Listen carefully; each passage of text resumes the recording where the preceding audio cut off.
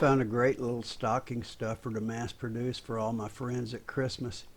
It gives me a chance to do some creative lamination and can be whipped out in a hurry. The only thing is, it needs a 1-inch hole drilled through it at a 30-degree angle. So I decided to build an attachable angle drilling jig. It has a fence that can fit on either the X or Y axis and a couple of T-tracks to help with clamping. And I added a protractor on each side to help with finding the angle. Hello, I'm Fred. This is Wood Tools Workshop. Stay with me and we'll walk through the steps to build this thing. The size of the jig depends on the size of your drill press table. We need the measurement from the column to the center of the table. In this case, it's 8.5. By contrast, on my other drill press, it's 6.5. So let's round down from 8 to give some wiggle room. It's 8 to the center, so double that, and the table of our jig will be 16 by 16 inches. We'll put a hinged base underneath this, and to allow for the fence to wrap the edges of the table to grip it, we'll make the base 1.5 inches shorter on each side. So for the base, we need 2 pieces 13 inches square. To make room for the hinge when the base is closed, I cut a rabbet in each side equal to 1/2 the width of the closed hinge.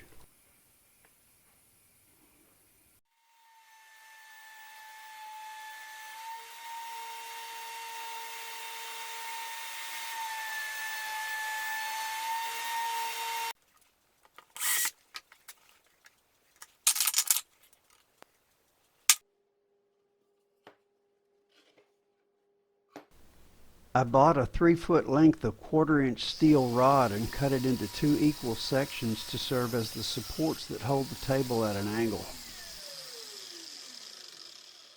Each rod is bent 90 degrees at 1.5 inches and inserted into a hole in the side of the top base piece. For each rod, I used a 5/16 coupling with a hole drilled through it crossways. Drilling this hole proved to be trickier than I thought.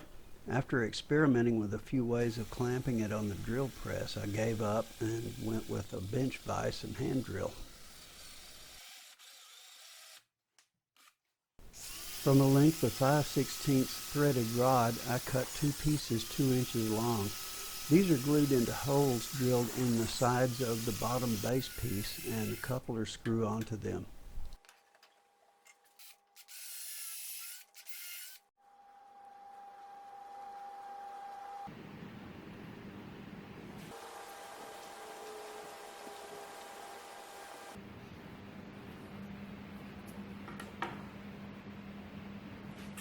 The top is 16 inches wide, but it needs to be in 3 pieces.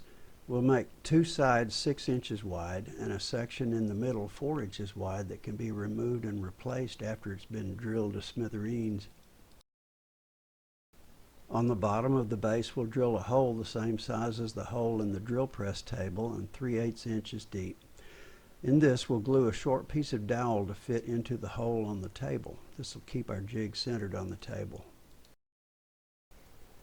Here I've lined up the 3 pieces of the top in preparation for attaching them to the base. All of them will be screwed in place, but only the outer 2 will be glued since the middle needs to be replaceable.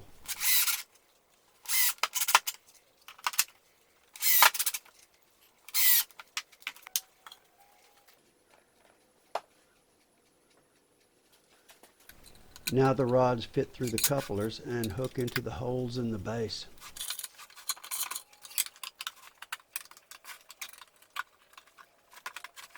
The rods were sticking in the couplers, so I widened the holes with a round file.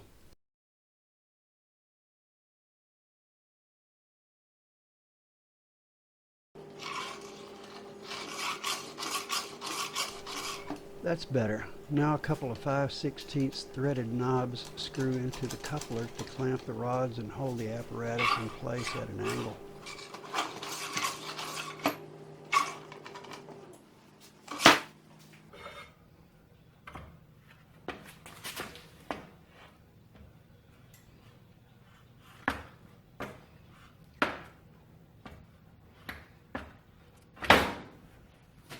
With the dowel keeping our jig centered, I line it up with the column and mark 4 places to bolt it to the drill press table.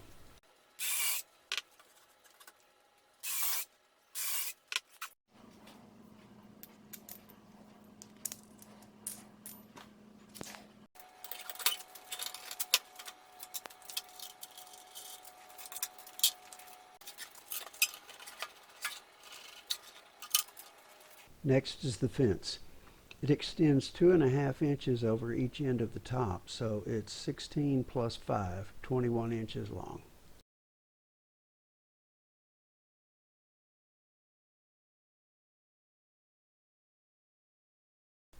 The fence clamping mechanism is very simple. I run a piece of plywood across the jointer to take off a 1/16, and then clamp that between the fence and another small piece. The missing 1/16 gives the clamp its bite. It's non-technical, but functional.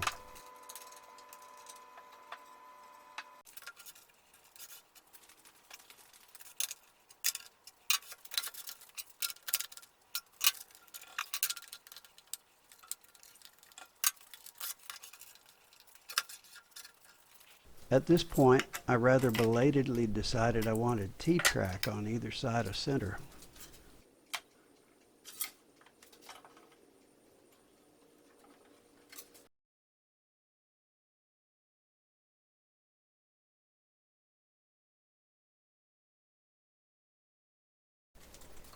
I needed 2 16-inch pieces of T-track. I only had a 24-inch piece plus an 8-inch scrap left over from a previous build. Luckily, cutting 16 out of the 24 left me with another 8, and the 2 8s made up my second 16.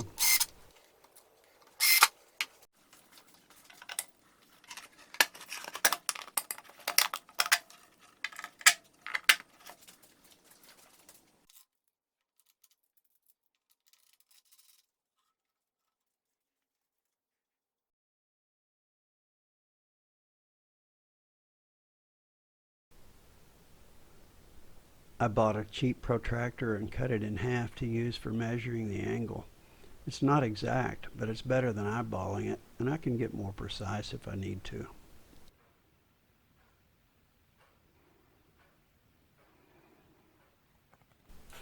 And that brings us back to where we started.